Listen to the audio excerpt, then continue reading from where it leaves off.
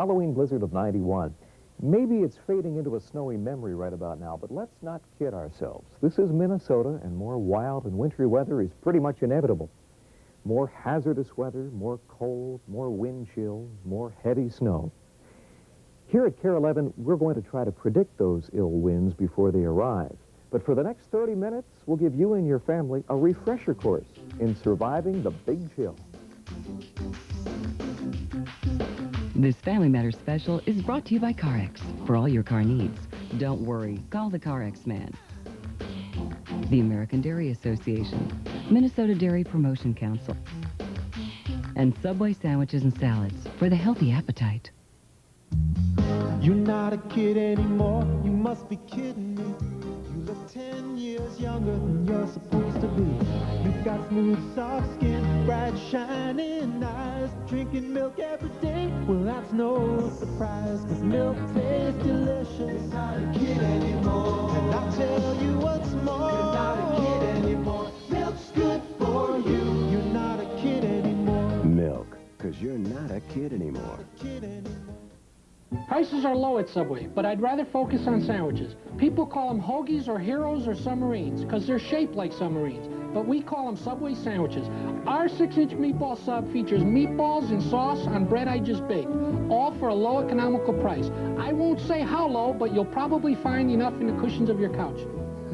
For 25 years, Subway has quietly made some of the best sandwiches anywhere, like the 6-inch meatball sub, only $1.69, only at Subway. So, you got a new muffler today, huh? You go to the discount place like I did. I decided quality was just as important as low price, so I went to KARE. KARE? They had the exact muffler I needed. Well, yeah, but listen... And a lifetime guarantee. Yeah, but... But how much did it cost? Yeah. See for yourself. That's less than I paid. Exactly. Rattle, rattle, thunder, clatter, boom, boom, boom. Don't worry, call the KARE man. Kevin Costner will be there. So will Bruce Willis. Even Robin Williams and Julia Roberts will be taking flight.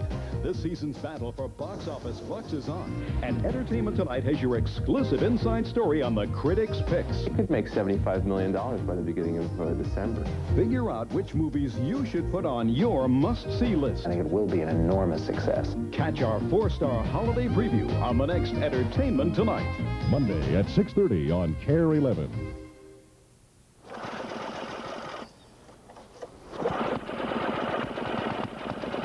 You are a survivor.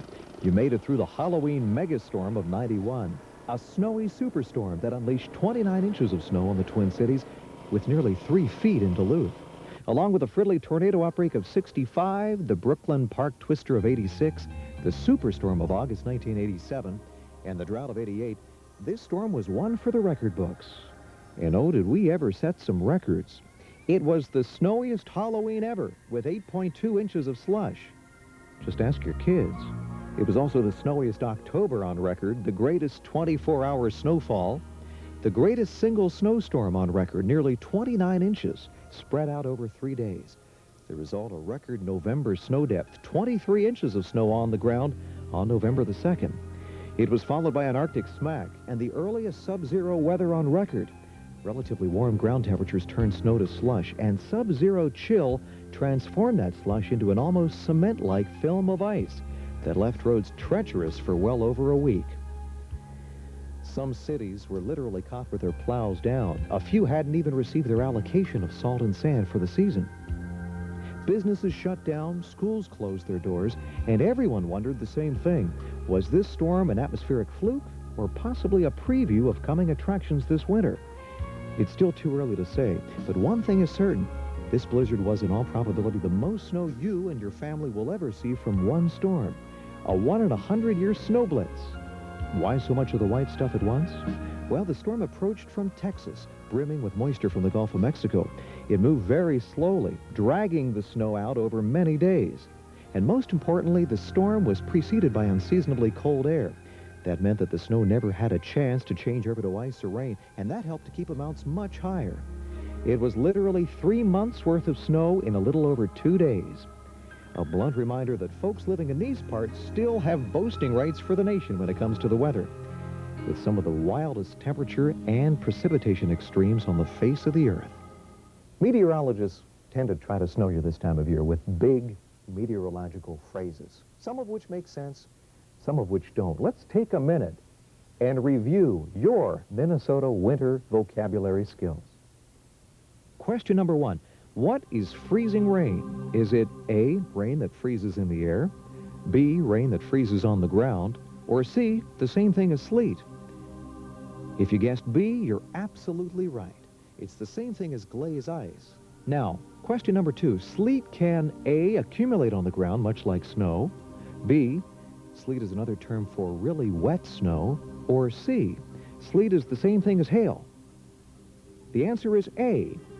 Sleet can indeed accumulate on the ground much like snow. Here we go with question number 3. The term Alberta Clipper refers to which of the following? A, a slow-moving storm that produces heavy snow, B, storms that originate in the general direction of Alberta, Canada, or C, fast-moving storms with high winds. The answer actually is B and C. They're storms that approach from western Canada, move very quickly, sometimes reaching speeds of 30 to 40 miles an hour. They don't drop much snow, but they can produce near whiteout conditions with winds topping 40 miles an hour, something called ground blizzards. They can frequently whip up snow that's already on the ground, producing treacherous travel conditions. All right, next question. Blizzards are most likely to produce heavy snow when the upper-level winds are blowing from the A, from the north, B, from the west, or C, from Texas or New Mexico. The answer is C, Texas or New Mexico. Watch out when the winds are blowing from the south. Gulf moisture can surge northward across the plain states, mixed with cold Canadian air. This is where we really get buried with heavy snow. And again, a reminder, the storm that hit on Halloween and November the 1st came from Texas. Now, even if you live in the metro area, it's possible to get stuck. It's possible to get stranded during a major winter storm or blizzard. If you do get into trouble and you do get stuck, a couple of things to remember that may wind up saving your life. First of all, don't panic. There's a good chance that everything's going to work out just fine. Secondly, use your car's engine and heater sparingly. You want to conserve that fuel as long as you can. Crack a window, too, when you run the engine to prevent carbon monoxide poisoning. Tie something colorful to your radio antenna and wait for help to reach you. The people that set out and try to be heroes and try to make it to the nearest farmhouse to get help, these are the people that get into trouble and many times wind up dying. If you stay put and wait for help to arrive, everything will be just fine. Now, a couple of things you should have in your trunk. Let's take a look. Obviously, first and foremost, a blanket. Any kind of blanket will work. How about a bag of rags? You can actually tie some of these colorful rags on your radio antenna so help can reach you. A shovel to dig you out just in case. Tow cables, not a bad idea, just in case you come upon somebody who can pull you out of the ditch. Jumper cables. Most of us already have these in our trunk, but you may just want to review and make sure you have jumper cables. Flares. There's a big danger of getting hit, especially during a blizzard when visibilities are low. Flares, an excellent idea. Matches, candles to add additional warmth, additional light. Salt to melt some of that snow under your tires, if at all possible. A flashlight. And candy for quick energy. All of these constitute a winter survival kit. Now you're ready for whatever Old Man Winter dishes out. All right. Coming up, Ellen Ferrara tells us how cold is too cold when we come right back. Stay with us.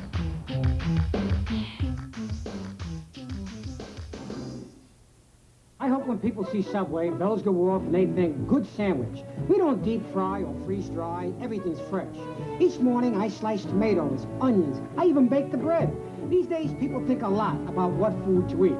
Nothing's more honest than a good sandwich. So if the body's a temple, this is the place to come when the temple gets hungry. For some of the best sandwiches anywhere, visit the Subway near you. For a limited time, try Subway's 6-inch hot meatball sandwich for $1.69. Have yourself a merry little Christmas. This holiday season, those with little have even less. So even though giving may seem tougher than ever this year, it's times like these when you're...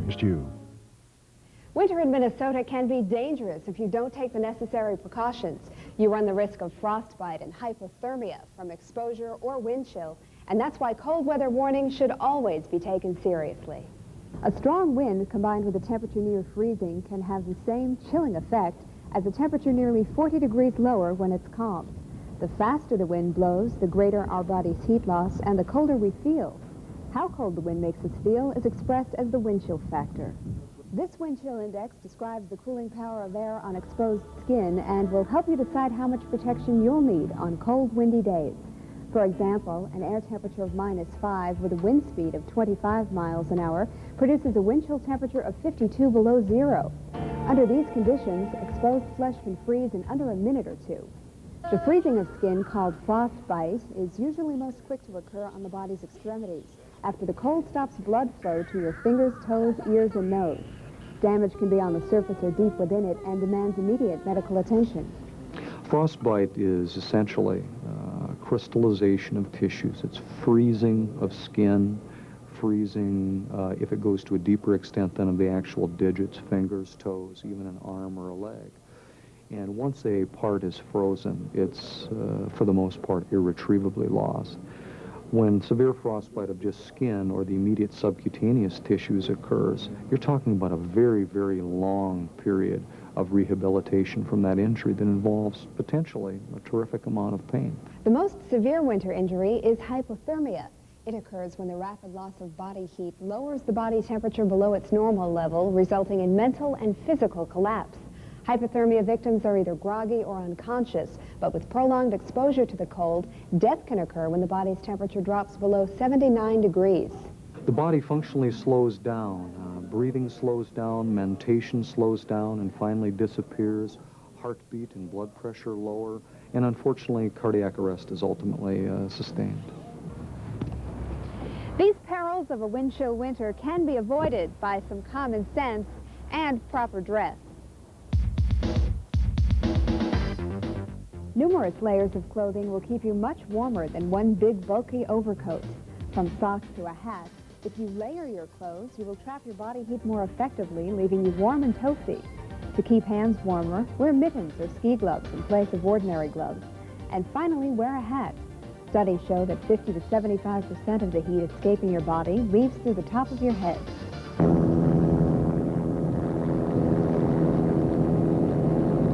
An ice storm can create a glistening winter wonderland, but is as destructive as it is beautiful. Freezing rain is supercooled rain that falls on cold surfaces and immediately freezes, resulting in a coating of glaze ice. As seen recently in the communities of Austin and Albert Lee in southern Minnesota, a heavy accumulation of ice can devastate trees and transmission lines, snapping branches and knocking out power. Sidewalks and streets turn into skating rinks, wreaking havoc with pedestrians and motorists alike. Over 85% of ice storm deaths are traffic-related. Coming up next, Ken Barlow has some cold, hard facts about ice on the lakes. Here on Fish Lake and on the other area lakes, the ice came early too. Now, most people think that when you get any ice at all on the lakes that it's okay to walk on, and that's just not true. Most experts agree that you need about 2 weeks of sub-zero temperatures in order to get about 4 inches of thick ice underneath you, and then it would be okay to walk on. If you want to set the ice house out for the season, you need at least 6 inches of ice. And for a 1 to 2 ton automobile or truck to get put on the ice, you need a foot or more of ice. Now, there are lots of ways to tell how thick or safe the ice is without actually measuring it. First of all, note the appearance. Estimate the strength of the ice by testing the edges. Snow cover on the ice insulates it and therefore affects the strength of it. Second, usually newer ice is stronger than the weaker, older, rotten ice. Third, remember that ice thickens at different rates over the entire body of water. It might be a foot thick over here and only an inch thick over there. Finally, remember that ice over flowing water is the most dangerous, especially over rivers and streams. Years ago, and even today, lots of people think that when you're outside enjoying a Minnesota winter, that taking a shot of brandy or cognac or any other alcoholic beverage somehow keeps you warm, whether it's ice fishing, snowmobiling, cross-country skiing, downhill skiing. That's simply not true. Not only does it not keep you warm, but for obvious reasons, doing those things and drinking alcohol can be very dangerous. First, it impairs your judgment, and you may not realize how long you've been out in the cold or just how fast you should go on your snowmobile. Secondly, it affects your coordination, thereby causing a lot of snowmobile and skiing accidents that do occur annually. And finally, it dilates the blood vessels on your skin. This causes you to lose heat more rapidly and become colder faster. It doesn't warm you up. So remember, there's lots of things to do during a Minnesota winter, lots of fun things to do. The important thing is to stay safe and warm. Driving, on the other hand, is always a challenge during the winter in Minnesota. Okay, we have a few things covered. How about some winter driving tips? Well, I think we can get in the squad here, and I can show you a few of the items that I think will be of real value to the public. Okay, let's go. Okay. The two biggest problems we find, and they go hand in hand. First of all is the speed. People are just driving too fast for the conditions. The speed limit, whether it be 55 or 65, they seem to feel that they're going to have to do that speed no matter what the road conditions. And then the second problem we have is that they're following too close. They're thinking that they're on that dry pavement yet, and they're still that one car length off that car in front of them, and it's just not enough time to react if something does happen. The best braking would be just prior to lockup of the wheels, but on an ice situation, if you can just lightly pump the brakes to try to get that vehicle under control so that the wheels aren't skidding, that's what you need. There's always somebody that's out there that has a great need to get somewhere in a hurry, and those are usually the people we end up picking up out of the ditches. When the snow and frost and ice season starts every year, people will come out, and if it's just the frosty morning, they scrape that little 6-inch hole in front of their driver's side, and that's what they drive with, and they can't see anything else. When we get the heavy snowstorms, then all they're doing is cleaning off their windshield. They're not cleaning off their side windows, their rear windows, or something just as simple as your brake and tail lights.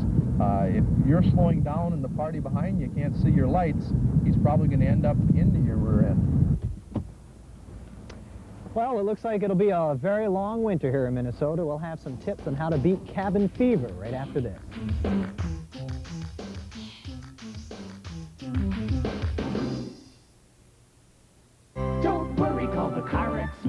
My dad taught me everything I know about cars.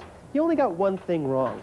He never told me to bring my car to CarX for brakes. Yeah, I always went some other place. These guys are real pros. I get quality parts and a lifetime guarantee on my shoes and pads.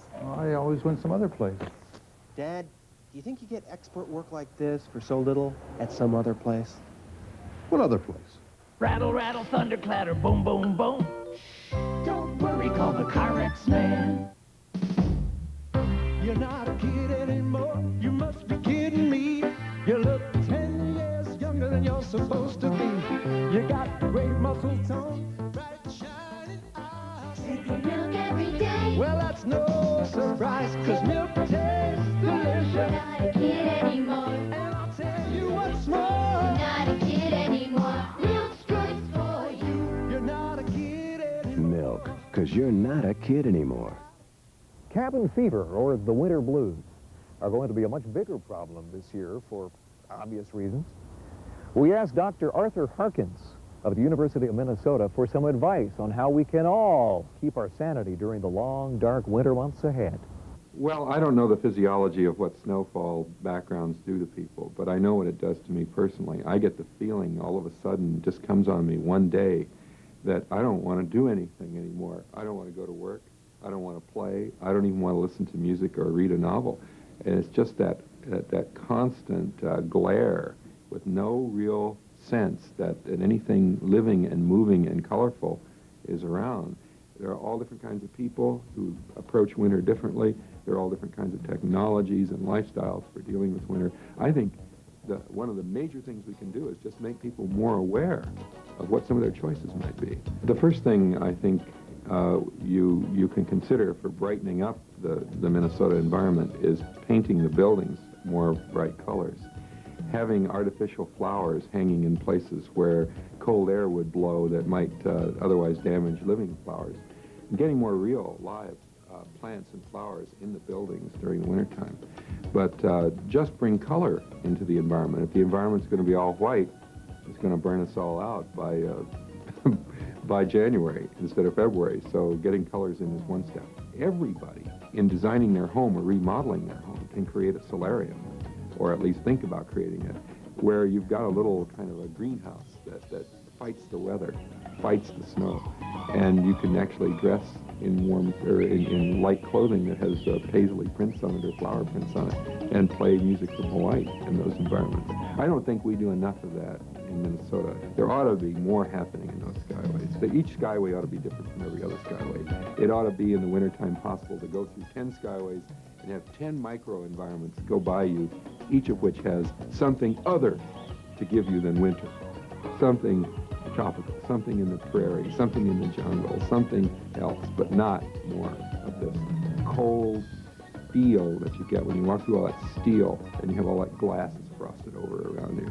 We talk winter down too much in Minnesota. We ought to let the rest of the world know that we are pioneers in figuring out exciting, fun, and even profitable ways to deal with such things as an early season snowfall like this.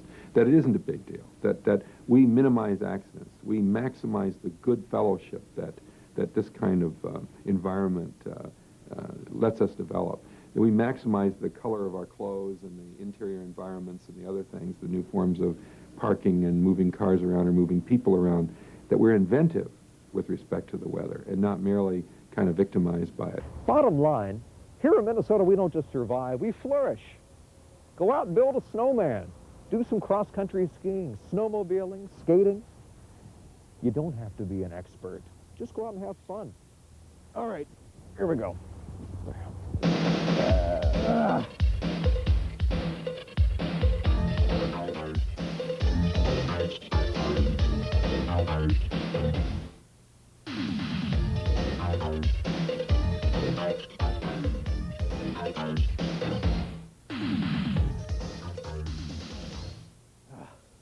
I'll tell you what, little shush in the afternoon can really be exhilarating.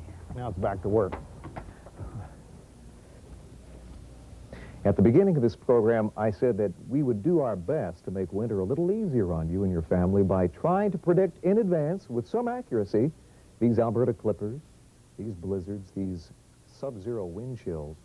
It can be an exercise in futility, but we have all the gear necessary.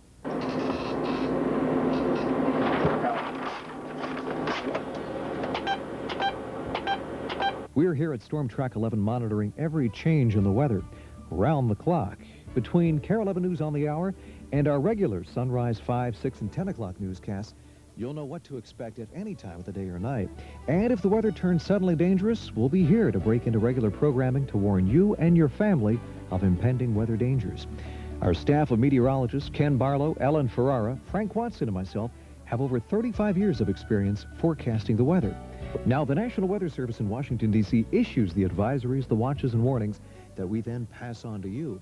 And all of the other raw data that we receive here at KARE 11, from everything from Doppler 11 radar, weather balloons, thousands of airports across the country, and the raw computer output from a couple of supercomputers in Washington, D.C., all that is interpreted by us, and then we predict the forecast for you accordingly. So those years of experience can make a difference. Here at KARE 11, we're using a new weather tool called Earthwatch. It's a way of visualizing fronts, Alberta clippers, sloppy storms from the south, any kind of storm, any kind of weather in 3D. We can literally look at the weather from every angle.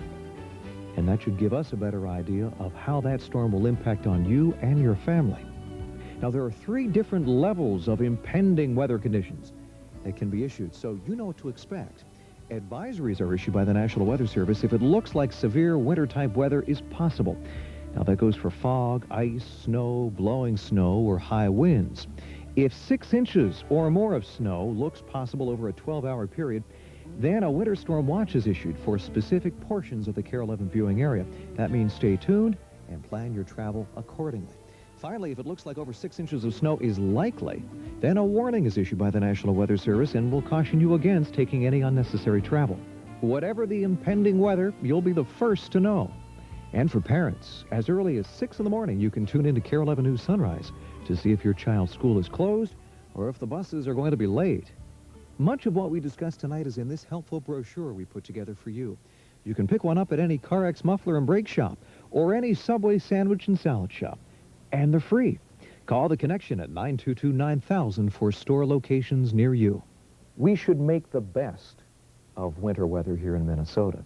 Yes, snow and cold can be dangerous, but with adequate preparation, with adequate education, it is possible to weather just about anything Old Man Winter dishes out this time of year. We hope your winter is a good one. Thanks for joining us tonight.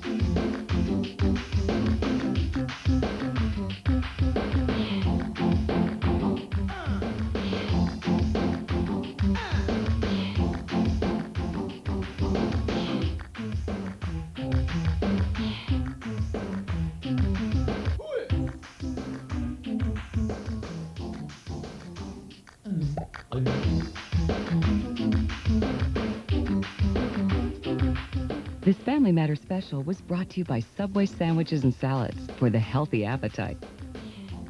The American Dairy Association, Minnesota Dairy Promotion Council. And CarX. For your car needs, don't worry. Call the CarX man. Yeah.